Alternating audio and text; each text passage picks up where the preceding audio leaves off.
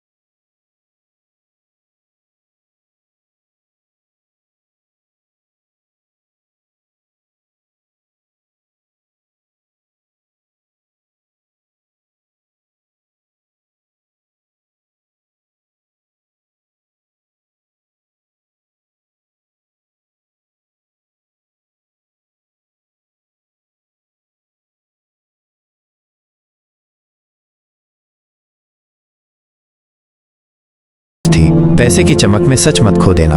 तभी प्रिया को एक पुराना बैंक पेपर मिला। रोहन ने नेहा को बहुत बड़ी रकम भेजी थी। क्या ये पैसा वापस लौटाया गया था या एक धमकी थी?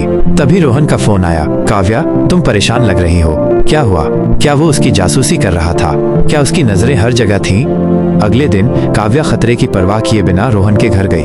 वहाँ रोहन की बहन दीपा ने बताया, नेहा ने भाई को धोखा दिया था।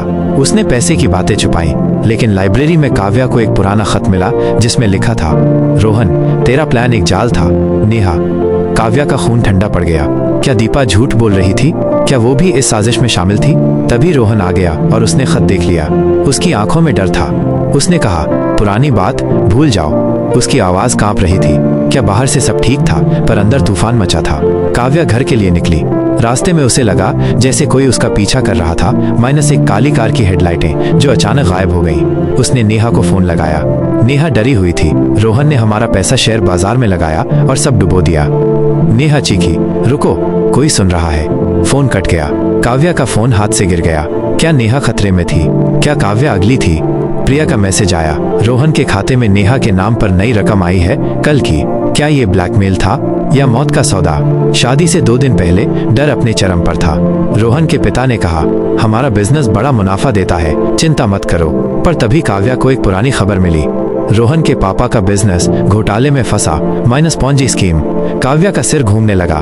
क्या ये पूरा परिवार झूठा था? क्या ये शादी एक मौत का जाल थी? दीपा ने चुपके से काव्या को एक नोट दिया, नेहा से मिल, पर सावधान, कोई देख रहा है। काव्या का दिल बैठ गया। क्या दीपा मदद कर रही थी या उसे मरने भेज रही थी? काव्या नेहा से मिलने पुराने कैफे गई। नेहा फुसफुसाई, रोहन ने पैसा नहीं डुबोया था, यह उसके पापा का घोटाला था। रोहन ने मुझे बचाया था। लेकिन असली बात? तभी दरवाजा खुला। रोहन सामने खड़ा था। उसकी आंखों में गुस्सा था। काव्या, मैं तुम्हें बताना चाहता था। नेहा डर गई। तभी दीपा आई और चिल्लाई, रोहन झूठा है, वो सबका दुश्मन है। क्या रोहन सच बोल रहा था या ये आखिरी धोखा था? कैफे में सन्नाटा था। बाहर कदमों की आवाजें सुनाई दे रही थी। शादी का दिन आ गया। मंडप सजा था, पर हवा में डर का एहसास था। काव्या वहां थी, पर उसका मन चीख रहा था। प्रिया ने कुछ दस्तावेज भेजे।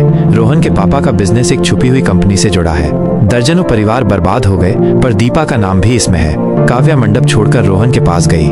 रोहन रोते हुए बोला, मैंने तुम्हें बचाने के लिए सब कुछ छुपाया, मैं बेगुनाह हूँ। तभी दीपा वहां आई और एक खत लहराया, रोहन ने मुझे भी धोखा दिया, ये उसका प्लान था। काव्या, प्रिया और नेहा ने सब कुछ जोड़ा, तस्वीर, नेकलेस, खत और पैसों का लेन देन। एक बड़ा राज खुल गया। असली गुनहगार रोहन नहीं बल्कि दीपा थी। दीपा ने अपने पिता के घोटालों को छिपाने के लिए नेहा को डराया, काव्या को लिफाफा भेजा और पीछा भी करवाया ताकि शादी टूट जाए और वो अकेले बिजनेस संभाल सके। मुनाफे का लालच उसे अपने भाई की जान लेने तक ले गया था। लेकिन कहानी यहाँ खत्म नहीं हुई। नेहा ने कहा, दीपा अकेली नहीं थी, एक और है। काव्या ने रोहन को माफ कर दिया और शादी टाल दी। रोहन ने अपने परिवार के कर्ज चुकाने शुरू कर दिए। लेकिन जब काव्या घर पहुंची तो अलमारी में एक नया लिफाफा था। अभी खत्म नहीं हुआ है। ये कोई धमकी नहीं बल्कि दीपा के एक पुराने सहयोगी का कबूलनामा था, जिसने अपने गुनाहों को सुधारने के लिए पुलिस को सारे सबूत सौंप दिए। दीपा जेल चली गई। रोहन ने अपने पिता के घोटालों से बर्बाद हुए परिवारों की मदद की और धीरे धीरे सबका भरोसा वापस जीता। काव्या ने उसे कभी नहीं छोड़ा। 1 साल बाद उन्होंने सादे तरीके से शादी की, प्यार और विश्वास की नई नींव पर।